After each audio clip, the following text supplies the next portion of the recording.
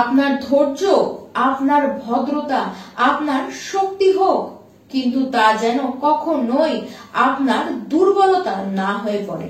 না হলে এই সমাজ আপনাকে দুর্বাঘাসের মতন মারিয়ে চলে যাবে।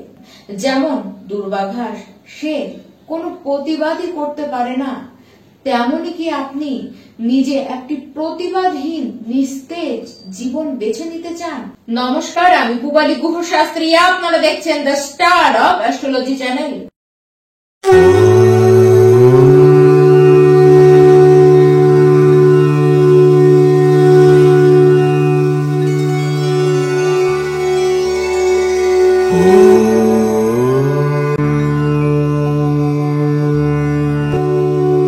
2025-এর 15ই মে ওই দিন দেবগুরু বৃহস্পতি গিয়ে বসবেন মিথুন রাশিতে। মিথুন রাশিতে দেবগুরু বৃহস্পতি গিয়ে বসবেন মানে 12 বছর পরে আবারও বৃহস্পতি দেব সে মিথুন রাশিতে গিয়ে প্রবেশ করল। 1 বছর ধরে সে বৃষ রাশিতে বসেছিল। বৃষ রাশিতে বসেছিল মানে সে তার শত্রু গ্রহের রাশিতে বসেছিল, তাও আবার কি পৃথ্বী তত্ত্বের রাশিতে। সে নিজে একজন আকাশ তত্ত্বের গ্রহ হয়ে সে গিয়ে পৃথ্বী তত্ত্বের রাশিতে বসেছিল। এবার সে যে মিথুন রাশিতে বসবে সে তার সমমিত্র রাশিতে বসবে, আর সেটি হলো মিথুন। মিথুন মানে বায়ু তত্ত্বের রাশি। এখানে বসাকালীন বৃহস্পতি দেবের যে প্রভাব দেবার ক্ষমতা সেটি কিন্তু পুরোপুরি আলাদা হবে। তবে হ্যাঁ, প্রত্যেকটি গ্রহর 3টে করে গতি থাকে। একটি হলো মন্দগতি, দ্বিতীয় সমগতি এবং তৃতীয় হলো অতিচারী গতি। অতিচারী মানে কি? অতি মানে অধিক, চারী মানে চলাচল, দ্রুত চলাচল। অতিচারী মানে গ্রহর দ্রুত গতিতে চলা। দেবগুরু বৃহস্পতি একটি রাশি থেকে আরেকটি রাশিতে মানে এক ঘর থেকে আরেকটি ঘরে যেতে সময় নেয় 30 ডিগ্রি, মানে প্রায় 12 থেকে 13টি মাস। আর এই যে অতিচারী অবস্থা, এই অবস্থায় দেবগুরু বৃহস্পতি এক ঘর থেকে আরেক ঘর যেতে সময় নেবে 4 থেকে 5 মাস। 4 থেকে 5 মাসের মধ্যে সেই ঘরের ডিউটি সে কমপ্লিট করে সেই সামনের ঘরের দিকে এগিয়ে যাবে, মানে সে দ্রুত গতিতে এগাবে। আর আমরা প্রত্যেকেই জানি যত বেশি দ্রুত এগাবো, যত বেশি তাড়াহুড়ো, তত বেশি ভুল। ঠিক বৃহস্পতি দেবও কিন্তু এর ব্যতিক্রম কিছু করবে না। সে অতি দ্রুত কাজ কমপ্লিট করতে হবে আর সেখানেই সে ভুল করে বসবে। সে 18ই অক্টোবর পর্যন্ত মানে 15ই মে থেকে 18ই অক্টোবর 2025 পর্যন্ত সে মিথুন রাশিতে বসে থাকবে। তারপরে সে এসে বসবে কর্কট রাশিতে, মানে তার উচ্চস্থ রাশিতে। সেখানে সে 2 মাস বসে থাকবে। আর 5ই ডিসেম্বর 2025-এ মিথুন রাশিতে সে আবার পুনরায় ব্যাক করবে। তার মানে সে তখন বুঝবে, সে বুঝে আগে কোনো ভুল ত্রুটি করে এসেছে। সে বুঝবে যে সেখানে এখনো অনেক দায়িত্ব বাকি, কিন্তু সেগুলোকে সে না করে আগে চলে এসেছে, তাই সে আবার ব্যাক করবে। আর সেখানে সে আবারও 5 মাস মানে 6 জুন 2026 পর্যন্ত সে মিথুন রাশিতে বসে থাকবে।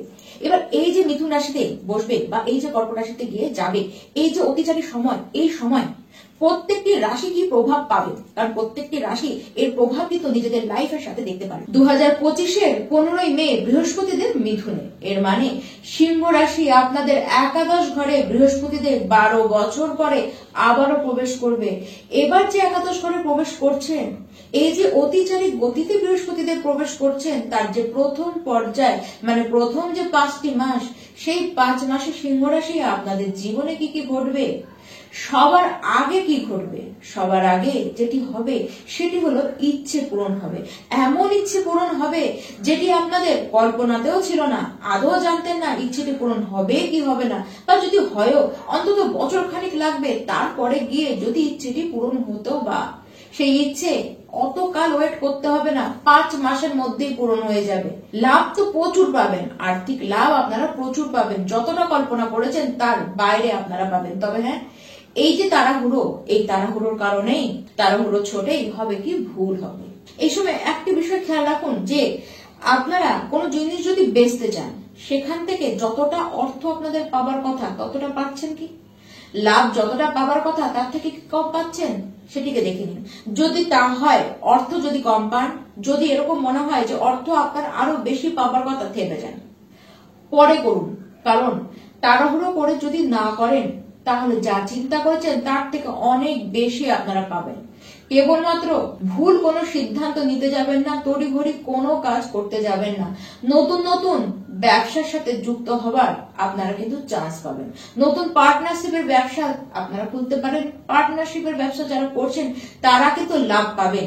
দেখুন, তড়িঘড়ি করে এমন কোনো পার্টনারের হাত ধরতে যাবেন না যার ফলে আপনার ইনকাম কতটা বাড়লো তার থেকে বড় ব্যাপার আপনি কিন্তু ঠকবেন। হয়তো ইনকাম হচ্ছে কিন্তু আপনি ততটা, আপনার হাতে ততটা এসে পৌঁছচ্ছে না। বিবাহিত জীবন যাদের খারাপ চলছিল, যাদের কোনো অসুবিধা চলছিল, সেটি কিছুটা ঠিক হবে, অবশ্যই ঠিক হবে। কিন্তু যারা বিবাহ করতে চান এবং এই সময় দেখা গেল বিবাহ কিন্তু তড়িঘড়ি আপনাদের লেগে যেতে পারে, বিবাহ হয়েও যেতে পারে, কিন্তু এখানে হবে ভুল। তড়িঘড়ি করলে না ঠিকঠাক খোঁজ খবর নিয়ে আপনারা বিয়ে দিয়ে বসবেন এবং সেই ক্ষেত্রে মারাত্মক কোনো ভুল আপনারা কিন্তু করে ফেলতে পারেন। যত বেশি সোশ্যাল থাকবেন, যত বেশি মানুষকে নিয়ে থাকবেন, মানুষের মধ্যে থাকবেন, মানুষের সাথে যত বেশি মিশবেন, তত বেশি আপনারা কিন্তু উন্নতি করবেন। যারা marketing, management, tour and travels এর কাজের সাথে, যারা অনলাইনে কোনো বিজনেসের সাথে, যারা শিক্ষকতার সাথে জড়িত হয়ে রয়েছেন, তাদের ক্ষেত্রে কিন্তু বেশ ভালো লাভ পেতে দেখা যাচ্ছে। বড় ভাই বোনরা যারা রয়েছে আপনাদের সাথে, তাদের সম্পর্ক তো ভালো হবেই, এমনকি বড় ভাই বোনরা তাদের নিজেদের লাইফেও কিন্তু সাকসেস পাবে। শিক্ষার্থীদের জন্য এই সময়টি দারুণ হয়ে থাকবে। আবার যারা সন্তান নিতে চান, এই সময়টি কিন্তু সন্তান নেবার জন্য স্পষ্ট রূপেই ভালো দেখা যাচ্ছে। যদিও বা বলবো তড়িঘড়ি একেবারেই করবেন না। তড়িঘড়ি করবেন তো 100% আপনারা কিন্তু প্রবলেমে পড়বেন। এবার 18 অক্টোবর থেকে 5 ডিসেম্বর 2025, এই যে দুটি মাস, এই 2 মাসে বৃহস্পতিদেব আপনাদের দ্বাদশ ঘরে উচ্চস্থ রাশিতে গিয়ে বসবে। দেখে তো মনে হবে সে বকরি রয়েছে, কিন্তু বকরির কনসেপ্ট আর এর বসা কিন্তু আলাদা। এখানে বৃহস্পতিদেব সে স্বয়ং গিয়ে সেখানে কর্কট রাশিতে গিয়ে বসবে আর আপনাদের খরচ কিন্তু হওয়া শুরু হবে। এই 2 মাসে যা খরচ হবে আপনারা ভাববেন, চিন্তা করবেন যে গোটা আগে যতগুলি মাস কাটিয়ে এলেন ওই মাসগুলিতে এত খরচ হয়নি যতটা খরচ এই 2 মাসের মধ্যে আপনাদের হবে।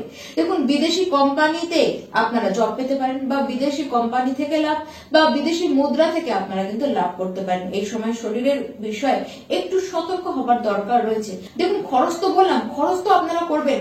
খরচ কোথায় করবেন? খরচ কোনো প্রপার্টি কিনতে গিয়ে করবেন, খরচ কোনো বাড়ি কিনতে গিয়ে করবেন, বাড়ি তৈরি করতে গিয়ে করবেন, বা গাড়ি কিনতে গিয়ে করবেন। মায়ের শরীরের কারণে খরচ করতে পারেন, গৃহে কোনো সুখ সুবিধা জিনিস আনতে গিয়েও আপনারা কিন্তু খরচ করতে পারেন।